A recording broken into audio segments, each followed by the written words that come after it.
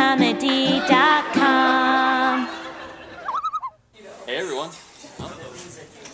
Hey Tatsu-Con, how you doing? Neutral? Nothing? You're doing woo? You're doing woo. Please answer so the microphone can hear you. Tell us specifically how you're doing today. Everybody. That's fantastic.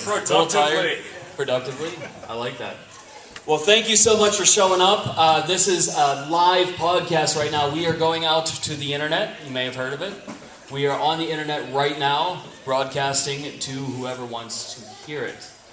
We are Nameless Comedy. We're an improv group. We're a comedy group. We do a little bit of everything. You may have seen us around today. This is Bronson Abbott as Saitama.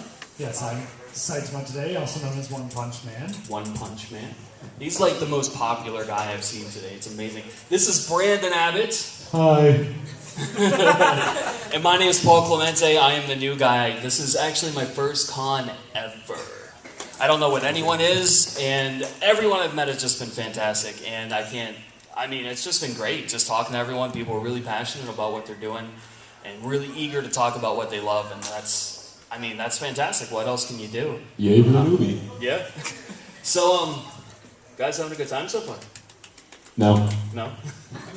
Only the best. Only the best. It's just like they, say in those commercials, like you only drink the best or whatever. Yes. Yeah, I only go to the best conventions. Yes, he is a premium convention goer right now. Only the best. Only the best. Anything, do you have any stories yet? I know this has only been day 2. Have you guys run into anything crazy? Anyone want to rub your head for good luck? So we're leaving out the stuff in the hotel room, right? No, this is no. Oh, wow. Is this That's 18? Oh, This is man. 18? No, this is not 18 plus this is panel. 13. Oh, this is family friendly. PG-13, so we are leaving out the hotel room We stuff. can say Okay, butts. we can say butts, but not imply what happened to butts. Right. Okay. Don't judge us. This is a Comic-Con. All I'm saying is that if you're wearing a dancer's belt that is flesh-colored, and that's it, you look like a Ken doll. Yes. And one of us on here has that exact flesh-colored belt on. No comment. No comment. And for the people listening, I'm being pointed at right now. Yes. So since we are live right now, I just want to hear you guys. I want to hear you guys on the podcast right now. So whatever kind of noise you want to make, let's just make it. How you guys feeling? How are you guys feeling? Seriously. That's it. My knee hurts. I know, that's like a Sunday morning response. This is a Saturday afternoon. You were at a place that you love. Let's hear it. Buffalo? Yeah, in Buffalo. You're in Buffalo, New York, in the Buffalo Niagara Convention Center. Yeah. Buffalo. Buffalo. Are you getting paid to say Buffalo? A nickel. Ironically. There's a Buffalo nickel. That's As the negotiable right book now. in the hotel room says, feel the Buffalo and be Niagara Mazed. Everybody says that. Somewhere there's an advertising agent who I hope is fired. Next to the Bible. So, It was on top of the USA Today. yeah. Next No, to the Bible. Gideons have their own drawer. Oh, there's a phone book in mine with it. Now, I don't want you to feel like you're leaving anyone out. I'll start with Bronson. What's probably one of the best costumes you've seen so far at this con? You can't say your own. One of the best. This is really good, though. See, the problem is here, I don't like to pick. It's one of the reasons I have a hard time being a judge at any sort of panel. Judge Evil Laugh. I couldn't even judge Evil Laugh, so I made the audience do it. It's so much work that goes around at these conventions that it's amazing that people find time to breathe in between the amount of work they're putting in their costumes. So I really don't think I can pick a single one. I've seen people as mind flayers. I've seen people. We got some of our friends in the audience. Look at what's in front of us right now. It's amazing. Everybody in the audience. It's just. People on the podcast don't understand Yeah, what well, we're saying. people who on the podcast know exactly what I'm talking about. It's impossible for me to say. It really is. Can you listen to how good these people look right now? Can you hear how sexy this audience is? I'll ask you the same question. You might have the same answer, but just to be fair, have you seen anything that's like really been like, holy shit? you know. I've seen. I geek out over costumes. I really love looking at them, and the simple ones that are. I saw this Ruby whose gun sight was made out of duct tape, and it was great. We interviewed her. Yeah, I mean, I you know, you can spend hours making the foam ones look like metal, but then you can get someone who has an awesome thing they made out of duct tape, and it looks just as good. But I'm biased though because I love Ripperoo there. Yeah, well, I mean, That's partly because I saw him that's one of make my that one, favorites. but it is just so great. Not to slight anyone else, but it's probably one of my favorites, and I'm glad we got some time with him yesterday, interviewing him and kind of getting a little bit of the, you know, the just what kind of works, and just blows my mind what kind of work you guys do to put together your costumes. It's just, it makes me want to do something for the next con. It really does. It's fantastic. You guys want to? Well, just so everybody knows too, I'm gonna get this out there. This is Paul's first convention. Yes. This is his first time at any sort of anime convention. Mm-hmm. So. Yes. Yes. So we are taking his con virginity. Yeah, it's been great. They've been real gentle, yeah. Real loving, real nurturing. They even called me today, so that's been very nice of them. Do you guys want to bring on our first guest? Yeah, why not? Let's All bring right, our first our guest. first guest, coming from New York City, you may have heard of it, is a J-pop sensation, Noli-Pop. Well, thank you so much for being on with us. Thanks for coming. It was very nice meeting you. And I guess I'll start with the first question, and then we'll go down. My first question is to you. Once I found out, like I said, this is my first con. You're J-pop, and you're from New York City. And just how do you connect the two? How did you first start with J-pop, get interested in J-pop, just kind of the origin story of Noli-Pop? Okay. Well, first I got interested in K-pop. I was really into like 2NE1 and stuff. But after a while, like I watched a lot of anime, so I was really into like the anime intros and stuff. And I searched up J-pop on YouTube, like just J-pop.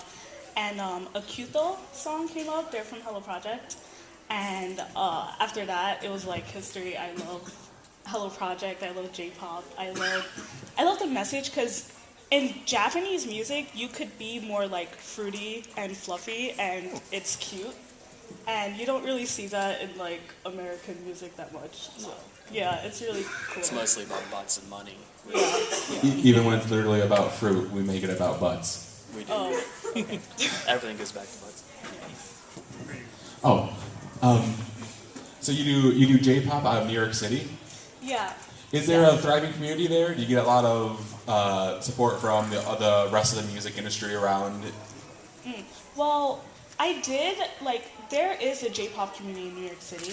I first started by joining a local J-pop idol group called Nova Drop.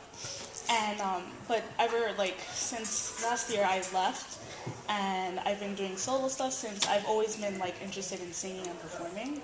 So, yeah, there's a big community. It's a lot of love. Does it cross over much with like the Broadway singing, dancing community? I don't think so, really. It's more like we're like nerdy. It's yeah. A parallel power structure. Yeah. So I don't know if anyone's issues. What are your ties to Buffalo? What brings you to the Buffalo Niagara Convention Center? Did they hunt you down, or do you have a tie back here? Well, I actually, ever since like going solo, I wanted to reach out to conventions. So I really didn't think like, it was more like just like, oh, let me just apply and see if they accept me. And they did. And I was really surprised, and I was very excited, so that's why I'm here now. So with this, how many cons do you have under your convention-going belt? Well, I've only been to Anime Next, and this is my second convention.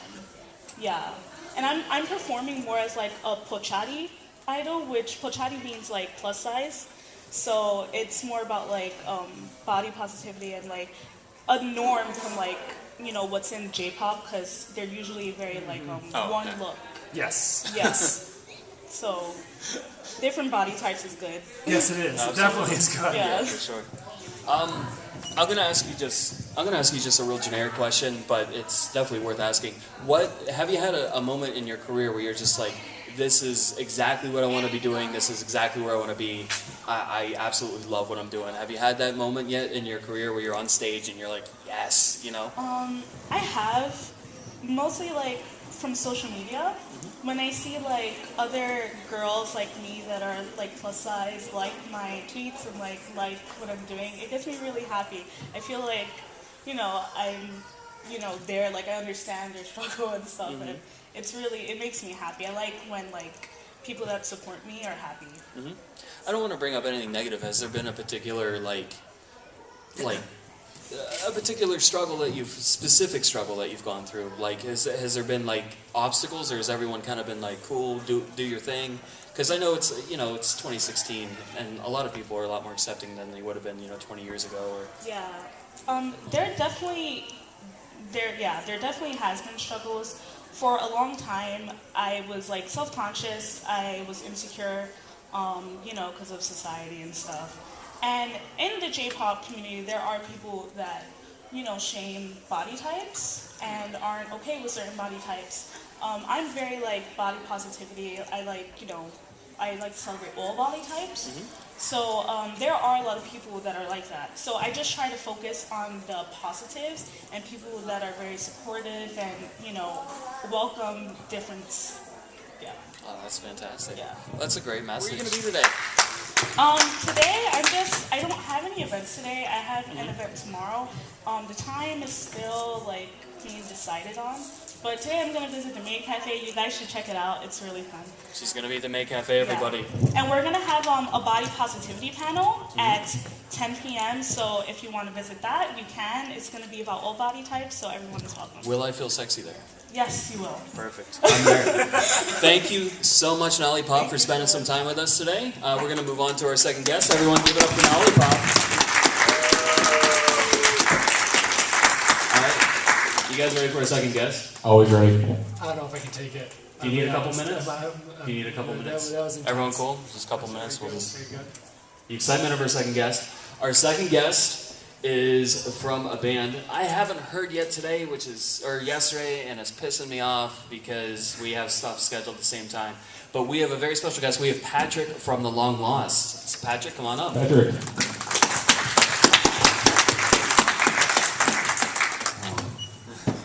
Thanks for coming. No worries. Appreciate Right here it. at the Stain. Yeah, you get. You get the Does it smell same. nice over there? It smells like breakfast. This is terrible. Is it terrible? That's the kind of podcast we're on.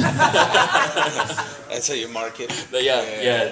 No other comedians can now claim this as their own. We've stated it. Mark your territory. Be on the table. One of the guys threw up. So scared. Oh man! So you had one show under your belt today. You have a show tonight. Yeah, Right? and a show tomorrow. And a show tomorrow. So who's seen this guy so far? Anyone seen him yesterday? What'd you guys think? Make noises because we're on a podcast. Oh, man. It's like Woo means good. Yes. You should see the excitement from here. So you guys do. I don't know how to properly describe it. Like a goth. it's sort of like Gotta give him the microphone ball. Yes. it's like a mixture of goth and punk and sort of. It's a little bit all over the place. So each song's sort of a different animal. Some of them are even like more like cabaret or I don't know what you call it. It's like one of those things that we're waiting for like a really good review where someone describes us. Where someone It's genres. like, all right, good. That's what we are. That's what we are. Someone else make up this label. What's that? Someone else make up this label. I don't want to read the title Well, of this that's the book. thing. You never really want to categorize yourself, but it is really important, especially when you're trying to put yourself out there. Everything's very like, everybody likes things in a little box. So, Right. So you end up sitting there laboring over like trying to sum yourself up so you can just get yourself out there, and it's like, you never really feel like you're doing it that well. I want Google's algorithms to find me. Where does iTunes put me? What genre when they look it up and people Way type in the it back. in? Where do they find it? Way in the back. They have to hyphenate. There's your genre name. Way in the back. Way in the back. It's I love it. on the, sort of like they take the information. Like we're on iTunes, but I think it's more like they just put us in gothic rock, which is fine. You know what I mean? But we just don't want to limit ourselves like where like we're only going to play goth shows, because we play a lot of steampunk events and a lot of you know. And this is our first sort of anime convention that we've ever played, and you know, we don't say, hey, that's not for us, not so. We'll go wherever we're welcome. You know what I mean? And sort of bring in our brand of music with us. So you're going to open for Justin Bieber, is what I just heard. Sure. The Beebs. Sure. I know it's the Beebs. That would be worth the story. Can the listener see the disgust in his face? The energy is just I would be more like your funeral, you know, like you. Sure. You're dumb enough to pick me. I mean, that's what I tell every first date. Yeah. Exactly. You know, it might be a first show, not a second show. You know. Everybody better be recording this. This is not going to happen again. Yeah, exactly. Oh, right, we're supposed to be interviewing him. So what got you started in not just your type of music, but music at all? Just sort of one of those things that gravitated towards, like, I've always sort of been a creative type. I mean, like, I originally went to school for creative writing, and then I changed to movie making. And then my thesis year making a movie, it was just way too hard. And it required way too many people, and it took too long, and so I just started moving.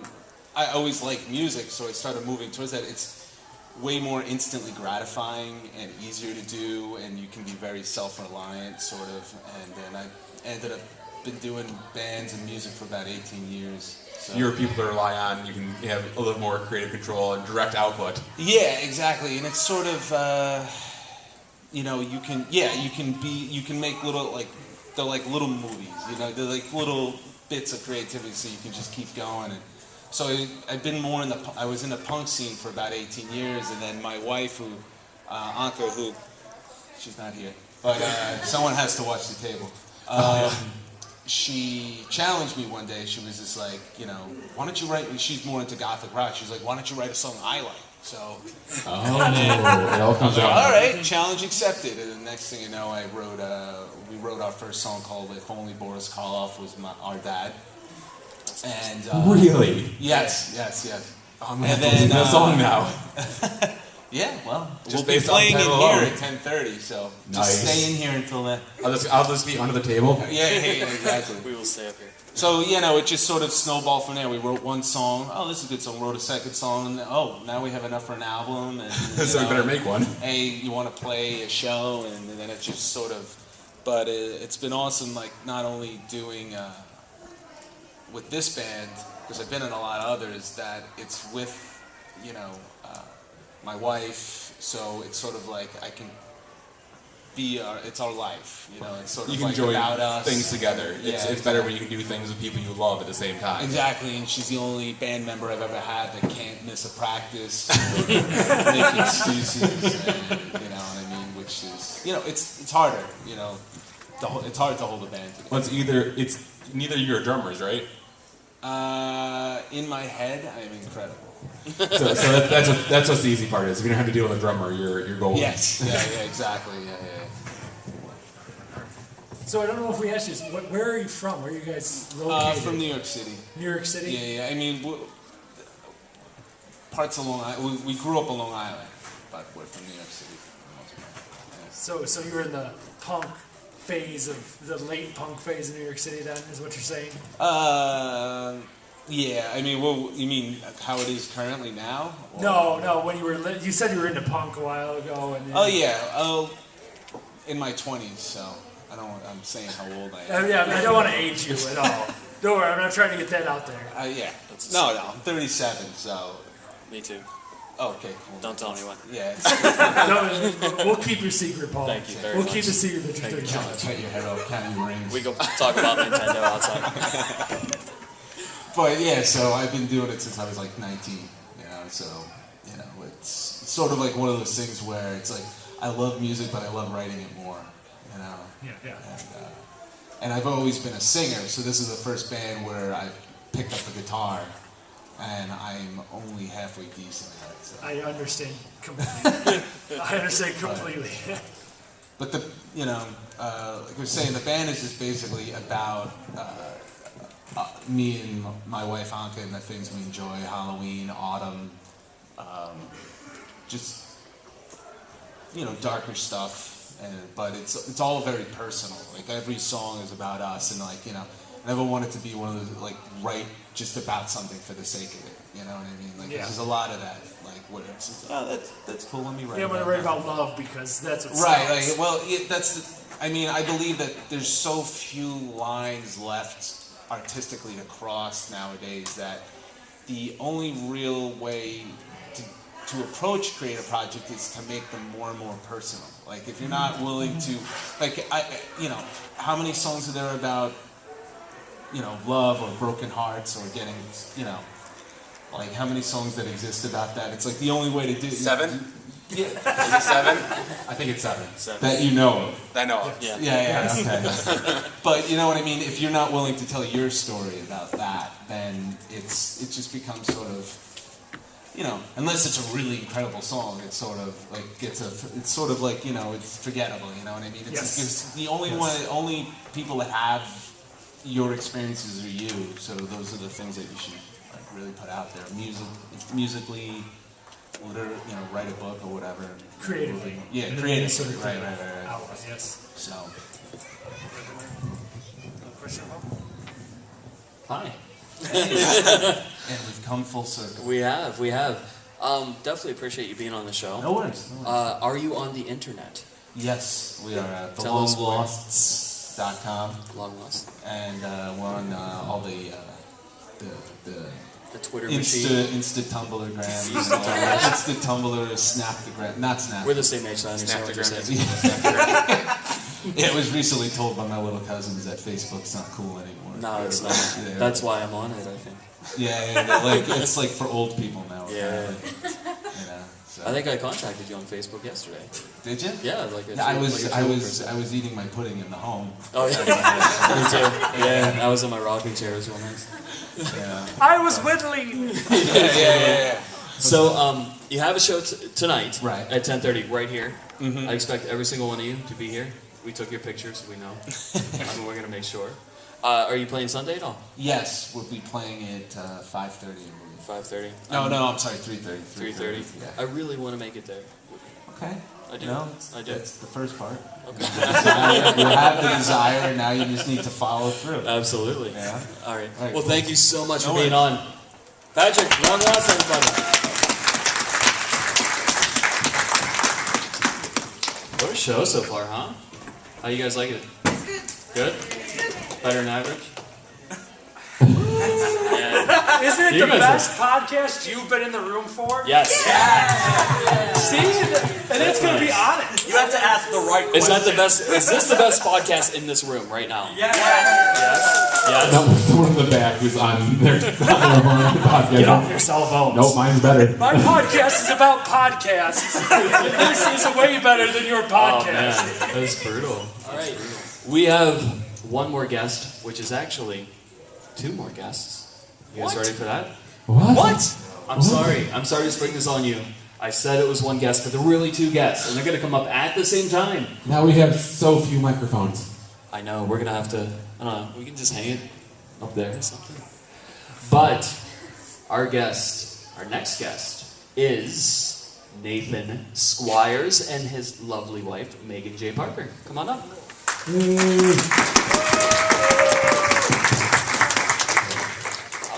I'll get it to him. Unfortunately, we're going to pass it back and forth. Which one of you did this? Do I really have to say it? No, that's coffee. Yeah, it is coffee. Yeah. It is Which one of very us does that sugary smell coffee. like? Which one does it smell? I'm going to have to test some breath. All right. Breathe on me. That'll be all of us. It's gonna go through me. Make it sexy. Well, I'm going to hand the microphone over to you guys. Nathan and Megan are both authors. Would you consider that accurate? Yes. I think so. They write Let the words record state they that said people yes. read. And just give us just what you do, who you are, everything. Here, I'm going to pass it down here. I'm gonna let my wife go first. How sweet. Yes. Yes. Aww. That's either a romantic gesture or throwing her under the bus. I think it might be the latter. Well, my name is Megan J. Parker, and I write paranormal romance, urban fantasy. I started back in 2012 with my first... It was the first chapter, which in my computer is a lot of first chapters, but I finally chose one, and my husband, Nathan, well, my now husband, was like, well, why don't you finish one? And he had just gotten published, so his publisher was like, well, if you get us something, we'll read it, and we can consider it without you having to do the submission process. So I was like, all right, I guess I can do this. So over the summer of 2012, I finished my first novel, Scarlet Night, and then since then, it sold over 200,000 copies. Thank you. Has been listed on 3 different blog sites as a bestseller, and since then I've written 2 other books, 2 of that series that have also done around the same, and I'm currently working on a new piece that we actually are co-authoring. But Man, is that exclusive information? no, Is that the one first actually- time anyone's heard that? One is, but Is it? there's the first thing is I'm working on a graphic novel to be a part of the Scarlet Night trilogy. So here you go, Nate. I know it's not as much fun listening to me after somebody so beautiful has been talking, right? Oh, Right. that's 2. I'm earning the awes. My mind was drifting while she was talking. Actually, I forgot the question. I am Nathan Squires, and I'm sure a few of you are in the audience. Like, I thought you guys said you were married, and she's Megan J. Parker, and you're Nathan Squires. And to sort of sidestep from the initial point of all of this, because we both got published before we got married, it occurred to us before our wedding last Halloween that if she changed her name, her readers would no longer be able to find her. Because my own readers have such a hard time finding me because my last name is spelled not like they would think it would be. So I relieved her of the burden of having to assume my name. That sounds like a third oddity, everyone. It is. Wait.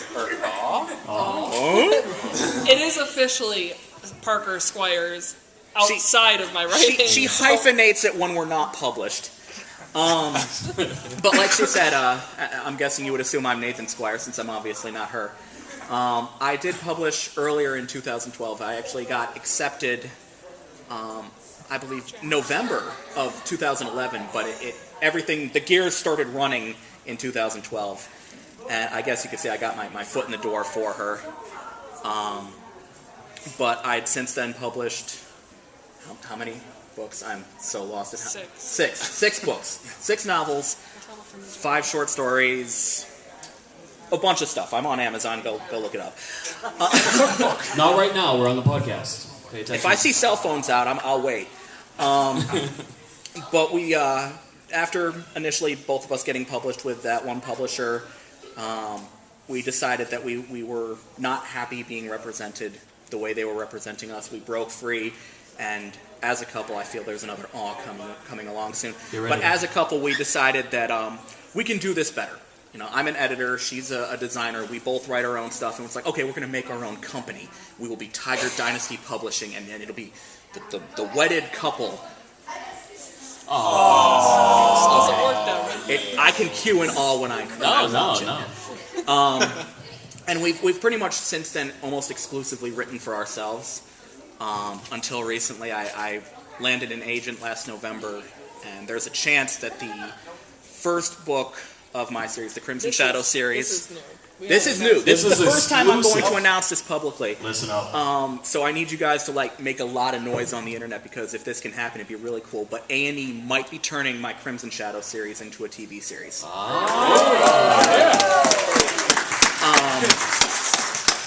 So here's hoping for that. Nice. A&E money. Right. Money! All right, my question, I'll direct it to a specific person. I'll direct it to Megan.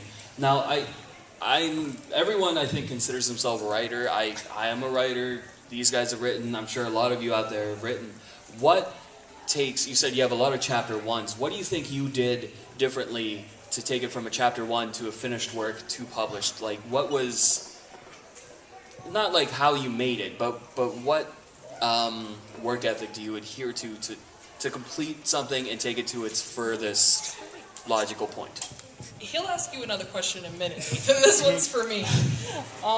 I guess I might be the worst person to ask this to, actually, which is why he's like me. Because I am a pantser, and that is a really bad term for writers. I don't know that. People don't know. It means, I was going to explain it. It means you walk behind someone and pull their pants down, Of right? course, that's what it means. But what it really means is that you don't outline. You just start a book, or start whatever you're writing, and just go through it. You have no notes, you don't really have anything going to remind you of where you are. You just push on through. Oh, by the seat of your pants. Exactly. Exactly. Oh, man. So, and for me, I think it's so hard that if I write a chapter one and I just forget about it, and months later I go back, it's really hard to remember where you are, remember any ideas. And I think that was one of my worst things with like keeping all these chapter ones, because I look back at them now and I don't really remember what I wanted to write about them. So what finally happened was Nathan was on my butt. He was like, get to this, you've got to finish this novel. So I think really having the heat on my neck, this kind of thing, kind of pushed me to actually finish the first novel. And then since then, I've obviously been able to push myself and outline, which I hate, but I have to do it. So that's a good answer. I'm going to provide the simplest answer to this question. You asked, how do you go from just being a writer and writing something, having your chapter ones, to having a finished product? You finish it. A lot of people will ask me this question. Right? A lot of people ask me this question. That owes from someone who has been writing a novel for 6 years. Well, a lot of people ask this question. It's like, how do you get to the point where it's like, I've written something. How do I publish it? It's like, well, is it finished? No. Finish it. Finish it. You can't boast that you've started something if you can't finish it. I mean, and I hate to sound brash about it, but it's the truth. You're not going to publish just a chapter one. So if you want to publish something, if you want to be a writer, the first step, the successful step, is to finish something and then have something to provide the world. Who out there has a chapter one? I'm just very curious. In all your notebooks, diaries, computers, who has something written that you haven't finished yet? We have at least. Don't be shy. I feel like there's a lot of hands not going up because there's yes. There you go. I bet that there are more than even that. I'm going to insert a plug. At 8 o'clock tonight, we have a panel called Journey to Your Story, and that is going to really further go in depth about finishing your story, and then we're going to go from beginning all the way to publishing outlets and suggestions. And whatever is stopping you at this point, we're going to cover it to get you to where you need to be. So 8 o'clock, I don't remember what room, but it's in the panel books. The one with our name on it. That kind of defeats the purpose of my question. Was going to be, how do you know when you're finished? I'm someone who actually literally has 5 notebooks full of notes and research on a novel. How do you know when you're done enough? I'm not going to answer that because my first novel ended on a cliffhanger because I didn't know when I was done. You received so many death threats for that cliffhanger too. Again, simple answer: you know when you're done when you hate the piece. I started done. Does that mean I'm done too? If you are so fed up with reading, rereading, editing, toggling, reworking, rewriting, and re-editing, then it's probably close to being done. So I'm not done. Okay. This is a fairly easy question. I read one of your books because you were giving away for free online. Are you still doing that offer? And yes, actually, both first books of ours, mine Scarlet Knight and his Crimson Shadow Noir. I'm gonna move your camera. Oh my gosh. It's actually, they're both free on Kindle, Barnes & Noble Nook, so any ebook site that you can go to. This is obviously for the podcast listeners to look at. He's holding up too many books. Everyone listening, please look. I can honestly attest, it is free. I've downloaded these. They are free. I've read one. I have not had a chance to read the other yet, unfortunately. I take it Which one have you No, read? I read Noir. I haven't had a chance to read Oh, hers is smut. Mine is... Which naturally means everyone wants to read it. My series is a little bit more of the romance. Like I said, again, it's kind of Beauty and the Beast meets paranormal vampires, and there's a Belle cosplayer. I just want to let you know too how high of praise that is that I actually read it because You can't read. Did you finish it? yes, I finished it. Oh, holy hell! Because I hardly ever read. So that really is saying something. So I'm giving them a big thumbs up. They made this comedy. Also, they're some of the greatest people every year. We get to see them every year here, and it is fantastic. We're the greatest people you know. Not the greatest, period. Well, you're up there. Are we the greatest authors you know? Yes. There you go. Because he hasn't published. There you go. And neither has my girlfriend. If she's listening to this, you have finished work, publish it. Do it.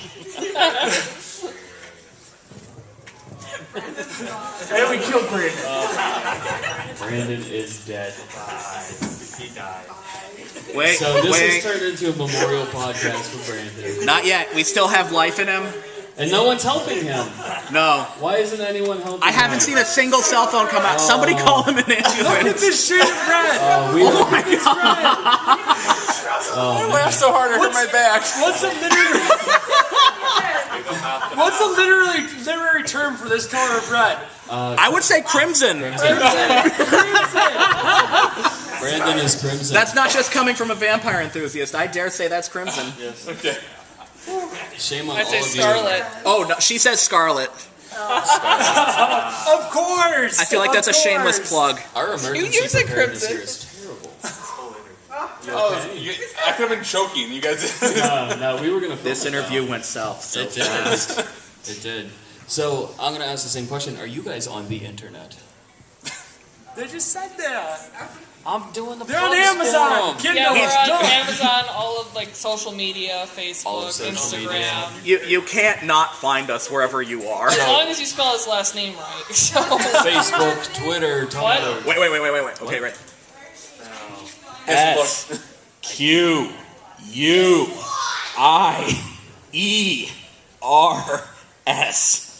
How have I gotten that wrong? People always Yeah, want to spell it everyone. IRES. I got into a 45-minute argument with my bank because they were convinced I had You should forgotten. spell it correctly, just like the bank did. The bank manager's like, "You're messing with me." It's like, no, I just right here. It It's on actually was spelled wrong on his birth certificate, whoever said that. Wait. It does. This is a hot button issue. You were born in New York, weren't you? No, I was born in Massachusetts. I'm convinced that the person who typed out my birth certificate was like probably late for a break or just fed up. I think they quit right after they His did this. parents' names. My mother's name spelled properly. My father's name spelled properly. You've done this twice right already. Two out of 3 times. My name, IRES. You had one job. Wherever you are in this world. I know that you're person's listening, out you're there. in trouble. I am. I'm going to track him down and make him a I victim would of laugh a so future hard book. if someone Leo just got up and walked out. Massachusetts. Leominster, Massachusetts. I'm coming for you. Watching you. We have a few minutes left. I'm going to ask you each a real simple question. All right. I will start with Megan because she has a microphone. What's the weirdest thing someone has asked you to sign? You've signed a couple of boobs. I have signed a few girls' boobs. A Like few I've been boobs? kind of proud of that, but How many boobs? I Like guess individual chests or how many? No, Not set. Total individual boobs. or Okay. sets. Total boobs. So sets though? Are we counting these? No, Individual. you can sign one So if you boob. cross, it's like a cross. That's Okay. 2. Okay, so 2. So 7. 6 Six. boobs? 6 boobs. 6 boobs. Which is 6 more boobs than I've signed, by the way. Oh, that's terrible. You Well, got I'm gonna more ask- spots. well, Nathan, I'm going to ask you the same question. What's the weirdest thing that you've been asked to sign? Or if nothing weird, what's the weirdest thing someone's ever asked you besides how many Oh boobs have you goodness, signed? this is gonna get asking. Maybe that's. We got a couple minutes. I don't get asked things very often. For whatever reason, people seem really shy about asking me things. They'll just ask me. That. They tend to go like behind my back and ask my wife things. So like Megan will turn to me and be like, "Somebody just messaged me and asked me when your next book's gonna come out." And I'm just looking like, I'm online too. I guess the weirdest people tend to say weird things to me. Sorry. And it's kind of it's a toss up. I had a grandmother message me at one point after reading the Crimson Shadow series. And she messaged me, and she's like, "Don't take this the wrong way because I know I'm 60. This is PG-13. I'm going to keep it PG-13. I'm going to paraphrase. She said, "Don't take this the wrong way, but I just finished your book, and I know he's the same age as my son, but I would do things to Xander as my grandson. But I would do things to Xander, the series protagonist, that would label me a porn star." Oh my! And that was just one of those things where it's like, I appreciate the feedback. I'm tittillated that you loved my character. These are details I don't need percolating in my skull. Too much information. Exactly. And it's like, how do you don't want to like turn down a compliment, but at the same time, I have this image in my head of a vampire just rolling in the sack with, somebody from the retirement home, and I can't get that out of my head. Oh, man. The other weirdest thing, and again, it's kind of a matchup because I'm not sure which one counts as weirder, but I received a death threat if I didn't write a sequel to another book. So there was this moment where somebody messaged me about my other book, the Curtain Call, which is now a death metal series. And they're like, "I really liked your book." It's like, "Oh, well, thank you. I'm glad you enjoyed it, blah, blah, blah." It's like, "When's the sequel coming out?" Actually, I wrote that as a one-shot. It was just something I decided to do on the side. If you don't write a sequel, I'm going to kill you. Wow. Well, guess what just became a series? Oh, man. So, well, what a way to wrap up a show. I appreciate you guys coming on. We are out of time. So thank you all very much for showing up to our podcast. Thank you to our guests, Nathan Squires, Megan J. Parker, Noli-Pop, and the Long Lost. Well, and remember, you can find us online at namelesscomedy.com, facebook.com/namelesscomedy, because we're old apparently. You will find us on YouTube at Run to Nameless. And you can find us the old-fashioned way. You can just find us here. Yeah. We will be 5 o'clock here. in the weekend. 5 o'clock improv show. I'm going to hide my own stuff. I'm sorry. 5 o'clock I improv have show. good prizes, including things like this. Prizes and everything. I expect all of you to come. We all thank you very much for your time. Thank you so much. Have a wonderful rest of your Tatsu-Con.